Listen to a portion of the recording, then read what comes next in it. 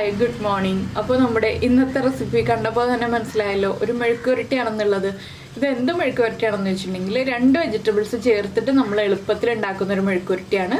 അധികം സമയമൊന്നും എടുക്കില്ല കേട്ടോ. ഒരു 20-25 മിനിറ്റ് ഉണ്ടെങ്കിൽ നമുക്ക് മെഴുക്കുവരട്ടി ഉണ്ടാക്കിയെടുക്കാം. കട്ടിങ്ങും കുക്കിങ്ങും എല്ലാം ഉൾപ്പെടെ 25 മിനിറ്റ് ധാരാളം മതി. അപ്പോൾ നമ്മുടെ ഉരുളക്കിഴങ്ങും വഴുതനങ്ങയും ചേർത്തിട്ടുള്ള ഈ ഒരു മെഴുക്കുവരട്ടി നിങ്ങൾ ഉണ്ടാക്കി നോക്കിയിട്ടില്ലെങ്കിൽ ഉറപ്പായിട്ടും ഒന്ന് ട്രൈ ചെയ്ത് നോക്കിക്കോളൂ. നന്നായിട്ട് ഇഷ്ടപ്പെടും. കുറച്ച് തൈരും ഈ ഒരു മെഴുക്കുവരട്ടിയൊക്കെ ഉണ്ടെങ്കിൽ നമുക്ക് സുഖമായിട്ട് ഊണ് കഴിക്കാം. അപ്പോൾ എങ്ങനെയാണ് നമ്മൾ ഈ മെഴുക്കുവരട്ടി റെഡിയാക്കി എടുക്കുന്നതെന്ന് നോക്കാം. നമുക്ക് നമ്മുടെ ഇൻഗ്രീഡിയൻസ് നോക്കാം. നമ്മളിപ്പോൾ 2 ഉരുളക്കിഴങ്ങ് എടുത്തിട്ടുണ്ട്. മീഡിയം വലിപ്പമുള്ള ഉരുളക്കിഴങ്ങിനേക്കാൾ കുറച്ച് വലുതാണ് കേട്ടോ. അപ്പോൾ ഒരുവിധം വലിയ ഉരുളക്കിഴങ്ങ് എടുക്കുക. അതിലേക്കായിട്ട് 2 വഴുതനങ്ങ എടുത്തിട്ടുണ്ട്. വഴുതനങ്ങയും കുറച്ച് വലിയ വഴുതനങ്ങയാണ്. വഴുതനങ്ങ എടുക്കുന്നതനുസരിച്ച് നമുക്ക് ഉരുളക്കിഴങ്ങ് എടുക്കണം. അതുപോലെ തന്നെ ഇതിലേക്കായിട്ട് ഒരു സവോള എടുത്തിട്ടുണ്ട്. ചെറിയ സവോളയാണ് എടുത്തിട്ടുള്ളത്.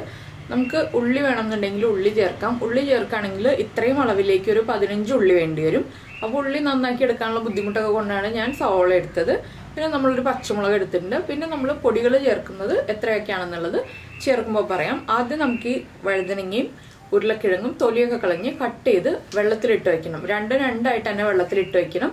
മാക്സിമം ചെറുതായിട്ട് വേണം നമ്മൾ ഉരുളക്കിഴങ്ങ് കട്ട് ചെയ്യാനായിട്ട്. വഴുതനങ്ങ കുറച്ച് വലുതായിട്ട് കട്ട് ചെയ്താലും കുഴപ്പമില്ല, ഒരുപാട് വലുതായിട്ട് കട്ട് ചെയ്യരുത്.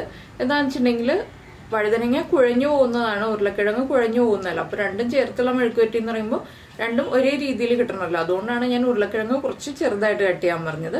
അപ്പോൾ ഞാനിതെല്ലാം ഒന്ന് കട്ട് ചെയ്തെടുക്കട്ടെ. അപ്പോൾ നമ്മൾ നമ്മുടെ വഴുതനങ്ങ അതാ ഈ ഒരു വലിപ്പത്തിൽ കട്ട് ചെയ്തെടുത്തിട്ടുണ്ട്. വഴുതനങ്ങയുടെ ഉള്ളിൽ നന്നായിട്ട് നോക്കിയിട്ട് വേണം നമ്മൾ കട്ട് ചെയ്തെടുക്കാനായിട്ട്. ഇൻസൈഡിൽ എന്തെങ്കിലും പാടുകളോ എന്തെങ്കിലുമൊക്കെ ഉണ്ടെങ്കിൽ അതൊന്ന് കട്ട് ചെയ്ത് കളഞ്ഞിട്ട് കട്ട് ചെയ്ത് വെള്ളത്തിലേക്ക് ഇടുക കേട്ടോ. അതുപോലെ ഉരുളക്കിഴങ്ങ് ഇതാ ഈ ഒരു വലിപ്പത്തിൽ കട്ട് ചെയ്ത് വെള്ളത്തിലിട്ട് വെച്ചിട്ടുണ്ട്. സവോള ഒന്ന് നീളത്തിൽ കട്ട് ചെയ്തിട്ട് കുറുകെ കട്ട് ചെയ്തിട്ടുണ്ട്. പച്ചമുളക് ഒന്ന് ചരിച്ച് കട്ട് ചെയ്ത് വെച്ചിട്ടുണ്ട്. കുറച്ച് കറിവേപ്പില എടുത്ത് വെച്ചിട്ടുണ്ട്. ഇനി നമുക്ക് മെഴുക്കുവരട്ടി ഉണ്ടാക്കാൻ തുടങ്ങാം.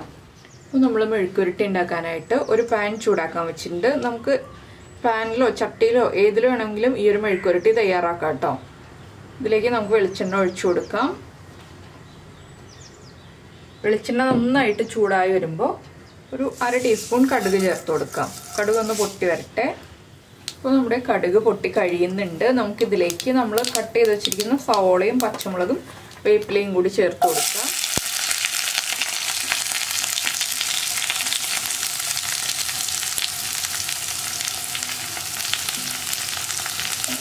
ഇതെല്ലാം ചേർത്ത് ഒന്ന് വഴറ്റിയെടുക്കുക. ഒരുപാട് അങ്ങോട്ട് വഴറ്റിയെടുക്കേണ്ട ആവശ്യമില്ല.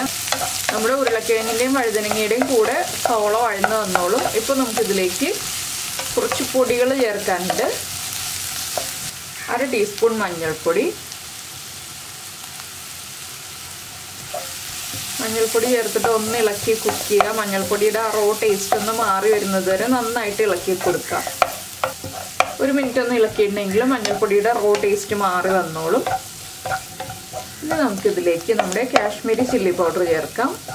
എരിവുള്ള മുളക് പൊടിയാണെങ്കിൽ 1/2 ടീസ്പൂൺ മുതൽ 3/4 ടീസ്പൂൺ വരെ ചേർക്കാം. അത് നിങ്ങളുടെ എരിവനുസരിച്ച് മുളക് പൊടിയിൽ വ്യത്യാസം വരുത്താം കേട്ടോ. ഞാനിപ്പോൾ 1 ടീസ്പൂൺ കാശ്മീരി ചില്ലി പൗഡർ ചേർക്കുന്നുണ്ട്. എന്താണെന്ന് വെച്ചാൽ നമ്മുടെ പച്ചമുളകിൻ്റെ എരിവ് ഉണ്ടല്ലോ, അതുകൊണ്ടാണ് 1 ടീസ്പൂൺ മതി എന്ന് വെച്ചത്. പച്ചമുളക് ചേർക്കുന്നില്ല എന്നുണ്ടെങ്കിൽ കൂടുതൽ മുളക് പൊടി ചേർക്കാം കേട്ടോ. ഇനി ഈ ചില്ലി പൗഡറിൻ്റെ റോ സ്മെല്ലും റോ ടേസ്റ്റും മാറി വരണം. ഇതും 1 മിനിറ്റ് ഉണ്ടെങ്കിൽ ആ റോ ടേസ്റ്റൊക്കെ മാറി വന്നോളൂ കേട്ടോ. ഇനി ഈ പൊടികൾ നമ്മുടെ ബാക്കിയുള്ള ഇൻഗ്രീഡിയൻസ് ചേർക്കുമ്പോൾ അതിൻ്റെ കൂടെ കുക്കായി വന്നോളൂ കേട്ടോ. അപ്പോൾ മുളക് പൊടി കരിഞ്ഞു പോകുന്നതിന് മുന്നേ ആയിട്ട് നമ്മൾ നമ്മുടെ പൊട്ടറ്റോ ചേർക്കണം. പിന്നെ ഫ്ലെയിം കുറച്ച് വെച്ചിട്ട് വേണം നമ്മൾ പൊടികൾ ചേർത്ത് കുക്ക് ചെയ്തെടുക്കാനായിട്ട്. ഹൈ ഫ്ലെയിമിൽ വെച്ചിട്ട് പൊടികൾ ചേർത്ത് കുക്ക് ചെയ്യരുത്.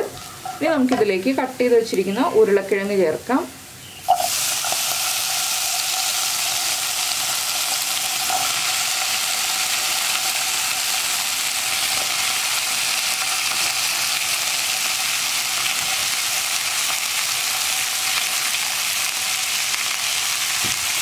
ഉരുളക്കിഴങ്ങ് ചേർത്ത് നന്നായിട്ട് ഇളക്കി മിക്സ് ചെയ്യുക.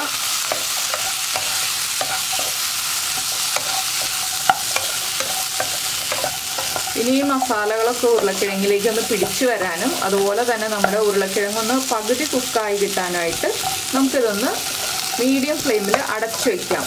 വെള്ളമൊന്നും ഒഴിച്ചു കൊടുക്കേണ്ട ആവശ്യമില്ല. ഇങ്ങനെ തന്നെ അടച്ചു വെച്ചിട്ട് മീഡിയം ഫ്ലെയിമിൽ വെച്ചിട്ട് നമുക്ക് കുക്ക് ചെയ്തെടുക്കാം. അതിനുശേഷം നമുക്ക് വഴുതനങ്ങ ചേർക്കാം കേട്ടോ. വഴുതനങ്ങയും ഉരുളക്കിഴങ്ങും ഒരുമിച്ച് ചേർത്തിട്ടുണ്ടെങ്കിൽ വഴുതനങ്ങ വേഗം കുക്കായി വരും. അതുകൊണ്ടാണ് നമ്മൾ ഉരുളക്കിഴങ്ങ് ഹാഫ് കുക്കാകുമ്പോൾ വഴുതനങ്ങ ചേർക്കുന്നത്. അപ്പോൾ ഇത് കുക്കായി വരട്ടെ. അപ്പോൾ നമ്മൾ ഉരുളക്കിഴങ്ങ് കുക്ക് ചെയ്യാൻ വെച്ചിട്ട് ഒരു 5 മിനിറ്റ് ആയി. ഇനി നമുക്കിതിലേക്ക് നമ്മുടെ വഴുതനങ്ങ ചേർത്ത് കൊടുക്കാം. വഴുതനങ്ങ ചേർക്കുമ്പോൾ തന്നെ ഉപ്പും കൂടി ചേർത്ത് കൊടുക്കണം കേട്ടോ. നമ്മൾ ഉരുളക്കിഴങ്ങിലേക്ക് ഉപ്പ് ചേർത്തിണ്ടായിരുന്നില്ല. അപ്പോൾ ആവശ്യത്തിന് ഉപ്പ് ചേർക്കുക. പിന്നെ നിങ്ങൾക്ക് വെളുത്തുള്ളി വേണമെന്നുണ്ടെങ്കിൽ നമ്മൾ സവോള വഴറ്റുന്നതിൻ്റെ കൂടെ തന്നെ വെളുത്തുള്ളിയും കൂടി ചേർക്കാവുന്നതാണ്. 2-3 അല്ലി വെളുത്തുള്ളി ചേർക്കാം.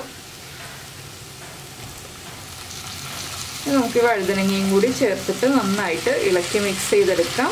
വീണ്ടും ലോ ഫ്ലെയിമിൽ വെച്ചിട്ട് തന്നെ വേണം കുക്ക് ചെയ്തെടുക്കാനായിട്ട്.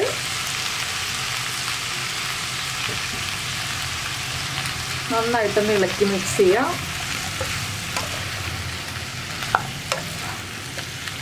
ഇപ്പോൾ വഴുതനങ്ങ കഷ്ണങ്ങൾ കൂടുതലായിട്ട് തോന്നുന്നുണ്ടെങ്കിലും കുറച്ച് കഴിയുമ്പോൾ വഴുതനങ്ങ ഒന്ന് കുക്കായി ചുരുങ്ങി വരും. അപ്പോൾ അളവ് കുറഞ്ഞു വരും കേട്ടോ. വഴുതനങ്ങയിലേക്കൊക്കെ നന്നായിട്ട് ഈ മസാല ഒന്ന് പിടിച്ചു വരട്ടെ. അതുവരെ ഇളക്കി കൊടുക്കുക. അതിനുശേഷം നമുക്ക് അടച്ചു വയ്ക്കാം. പിന്നെ ഉരുളക്കിഴങ്ങ് ഒട്ടും തന്നെ കുക്കാവുന്നില്ല എന്നുണ്ടെങ്കിൽ ഉരുളക്കിഴങ്ങിലേക്ക് കുറച്ച് വെള്ളം തളിച്ചു കൊടുക്കാവുന്നതാണ്. ഉരുളക്കിഴങ്ങ് ഇതുപോലെ അടച്ചു വെച്ചിട്ടുണ്ടെങ്കിൽ കുക്കായി കിട്ടും. ഒട്ടും കുക്കായില്ലെങ്കിലുള്ള കാര്യമാണ് ഞാൻ പറഞ്ഞത്. ഞാനിപ്പോൾ വെള്ളം ചേർത്തിട്ടില്ല. വെറുതെ അടച്ചു വെച്ചിട്ട് ലോ ഫ്ലെയിമിൽ വെച്ചിട്ട് കുക്ക് ചെയ്തെടുത്തേ ഉള്ളൂ. ഇനി നമുക്ക് വീണ്ടും അടച്ചു വയ്ക്കാം. എല്ലാം ചേർന്ന് നന്നായിട്ട് കുക്കായി വരട്ടെ. ഇടയ്ക്കിടയ്ക്ക് ഒന്ന് ഇളക്കി കൊടുക്കാൻ ഓർക്കണം കേട്ടോ. അത് നമ്മൾ പ്രത്യേകം ശ്രദ്ധിക്കേണ്ട ഒരു കാര്യമാണ്. അല്ലെങ്കിൽ അടിയിലുള്ള കഷ്ണങ്ങൾ കുക്കായി വരും, മേളിലുള്ള കഷ്ണങ്ങൾ കുക്കായി വരില്ല. അപ്പോൾ ഇനി ഇത് കുക്കായി കഴിയട്ടെ. അപ്പോൾ നമ്മൾ നമ്മുടെ മെഴുക്കുരുട്ടി ഇതാ റെഡിയാക്കി എടുത്തിട്ടുണ്ട്. ഒരു 15 മിനിറ്റ് എടുത്തു കേട്ടോ വഴുതനങ്ങ ചേർത്ത് കഴിഞ്ഞിട്ട് ലോ ഫ്ലെയിമിൽ വെച്ചിട്ട് മെഴുക്കുരുട്ടി റെഡി ആയിട്ട് വരാനായിട്ട്. ഏറ്റവും ലോ ഫ്ലെയിമിൽ വെച്ചിട്ട് കുക്ക് ചെയ്തെടുത്തതുകൊണ്ടാണ് 15 മിനിറ്റ് എടുത്തത്. അപ്പോൾ നിങ്ങളുടെ സ്റ്റൗവിൻ്റെ ബർണറിൻ്റെ ചൂടനുസരിച്ച് കുക്കിംഗ് ടൈമിൽ വ്യത്യാസം വരുത്തുക. ഇപ്പോൾ വഴുതനങ്ങയൊക്കെ വേണ്ടോ നന്നായിട്ട് കുക്കായി വന്നിട്ടുണ്ട്. ഉരുളക്കിഴങ്ങും കുക്കായി വന്നിട്ടുണ്ട്. അപ്പോൾ നമുക്ക് ഫ്ലെയിം ഓഫ് ചെയ്യാം. ഉപ്പൊന്ന് ചെക്ക് ചെയ്യണം. ഉപ്പ് ചെക്ക് ചെയ്തിട്ട് ഉപ്പ് കുറവാണെങ്കിൽ ഈ ഒരു സ്റ്റേജിലാണെങ്കിലും ഉപ്പ് ആഡ് ചെയ്ത് കൊടുക്കാം. എരിവ് കുറവാണെങ്കിൽ പച്ചമുളക് 1-2 സ്പ്ലിറ്റ് ചെയ്തിട്ട് ചേർക്കാം. എരിവ് ഇപ്പോൾ ആവശ്യത്തിന് ഉണ്ടാവും. പച്ചമുളകിൻ്റെ എരിവും അതുപോലെ തന്നെ നമ്മൾ ചേർത്ത മുളക് പൊടിയുടെ എരിവൊക്കെ കൂടെ ആവശ്യത്തിന് ഉണ്ടാവും. ഞാൻ ഫ്ലെയിം ഓഫ് ചെയ്യാണ്. അപ്പോൾ നിങ്ങൾ ഇതുപോലെ എളുപ്പത്തിലൊരു മെഴുക്കുവരട്ടി ഉണ്ടാക്കി നോക്കിയിട്ടില്ലെങ്കിൽ ഉറപ്പായിട്ടും ഒന്ന് ട്രൈ ചെയ്ത് നോക്കിക്കോളൂ. നന്നായിട്ട് ഇഷ്ടപ്പെടും. ചോറിൻ്റെ കൂടെയും കഞ്ഞിയുടെ കൂടെയും ഒക്കെ കഴിക്കാൻ പറ്റുന്ന നല്ലൊരു മെഴുക്കുവരട്ടിയാണ്. നമുക്ക് ചപ്പാത്തിയുടെ കൂടെ വേണമെങ്കിലും കഴിക്കാം, അപ്പത്തിൻ്റെ കൂടെ വേണമെങ്കിലും കഴിക്കാം. വേറെ ഗ്രേവി ഒന്നും വേണ്ട, ഡ്രൈ ആയിട്ടുള്ള സൈഡ് ഡിഷ് മതി എന്നുണ്ടെങ്കിൽ ഇതുപോലെ മെഴുക്കുവരട്ടികൾ ചേർത്തിട്ട് നമുക്ക് ഭക്ഷണം കഴിക്കാവുന്നതേ ഉള്ളൂ. അപ്പോൾ നിങ്ങൾ എന്തായാലും എല്ലാവരും ഈ റെസിപ്പി ട്രൈ ചെയ്ത് നോക്കും എന്ന് വിചാരിക്കുന്നു. ട്രൈ ചെയ്ത് നോക്കിയിട്ട് ഇഷ്ടമായി കഴിഞ്ഞിട്ടുണ്ടെങ്കിൽ നമ്മുടെ വീഡിയോയുടെ താഴെ ഒന്ന് കമൻറ്റ് ചെയ്യാൻ മറക്കരുത് കേട്ടോ. അതുപോലെ തന്നെ ഒരു ലൈക്കും കൂടി തരാൻ മറക്കരുതേ. പിന്നെ നമ്മുടെ ചാനൽ ആദ്യമായിട്ട് കാണുകയാണെങ്കിൽ നമ്മുടെ വീഡിയോ പ്രസൻറ്റ് ചെയ്യുന്ന രീതിയൊക്കെ ഇഷ്ടമായി എന്നുണ്ടെങ്കിൽ നമ്മുടെ ചാനലൊന്ന് സബ്സ്ക്രൈബ് ചെയ്യണേ. സബ്സ്ക്രൈബ് ചെയ്യുന്നതിന് ഈ വീഡിയോയുടെ താഴെയുള്ള റെഡ് സബ്സ്ക്രൈബ് ബട്ടൺ ഒന്ന് ക്ലിക്ക് ചെയ്യുക. അതിൻ്റെ റൈറ്റ് സൈഡിലുള്ള ബെല്ലൈക്കണും കൂടി ക്ലിക്ക് ചെയ്യുക. അപ്പോൾ ഓൾ എന്ന് പറഞ്ഞിട്ടൊരു ഓപ്ഷൻ വരും. ആ ഓളും കൂടി പ്രസ് ചെയ്തിട്ടുണ്ടെങ്കിൽ ഞാൻ എപ്പോഴും വീഡിയോ അപ്ലോഡ് ചെയ്യുമ്പോൾ നിങ്ങൾക്ക് നോട്ടിഫിക്കേഷൻ വരും. പിന്നെ ഒരു കാര്യം എന്താണെന്ന് വെച്ചാൽ നിങ്ങൾ ഇപ്പോൾ നമ്മുടെ റെസിപ്പികളൊക്കെ ഇഷ്ടപ്പെടുന്നുണ്ടെങ്കിൽ നിങ്ങളുടെ ഫ്രണ്ട്സിനും ഫാമിലി മെമ്പേഴ്സിനും ഒക്കെ ഒന്ന് ഷെയർ ചെയ്ത് കൊടുക്കാം കേട്ടോ. അപ്പോൾ അവർക്കും ആ റെസിപ്പികൾ ചെയ്യാനും പറ്റും. അതുപോലെ നമ്മുടെ വീഡിയോന് കൂടുതൽ വ്യൂസും കിട്ടും. അപ്പോൾ എന്തായാലും നമുക്ക് നമ്മുടെ അടുത്ത റെസിപ്പിയുമായിട്ട് അടുത്ത ദിവസം വീണ്ടും കാണാം.